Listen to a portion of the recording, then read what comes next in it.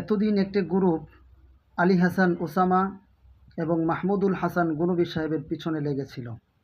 এখন ওই গ্রুপই বর্তমান সময়ে কিছু হক কথা বলার কারণে, কিছু উচিত কথা বলার কারণে আব্দুর রহিম আল মাদানী সাহেবের পিছনে লেগেছে এবং রফিকুল ইসলাম মাদানী সাহেবের পিছনে লেগেছে। অর্থাৎ দুই মাদানির পিছনে একটি গ্রুপ লেগেছে। যেই গ্রুপ, দেখেন মানুষ কতটা নিকৃষ্ট হলে এই কাজটা করতে পারে। রফিকুল ইসলাম মাদানী সাহেবের উপর যে নির্যাতন ডিবি হারুন যেই নির্যাতন চালিয়েছে, তাকে হাতির জিলে নিয়ে তাকে উলঙ্গ করে ছবি তুলেছে।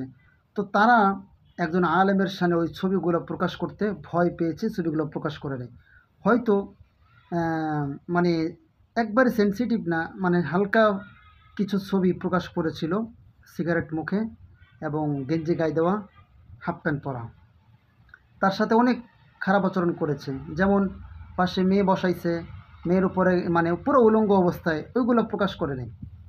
তো যেগুলো প্রকাশ করেছে, বাম রামরা প্রকাশ করতে ভয় পেয়েছে, অথচ ওই ছবিগুলা মানে যেগুলো প্রকাশ করেছে ডিবি হারুন বা প্রশাসনের পক্ষ থেকে, ওই ছবিগুলোই আবার এই যে ওই গ্রুপ প্রকাশ করার চেষ্টা করছে, ওই ছবিগুলো নিয়ে অনেক তুলপাড় শুরু করেছে।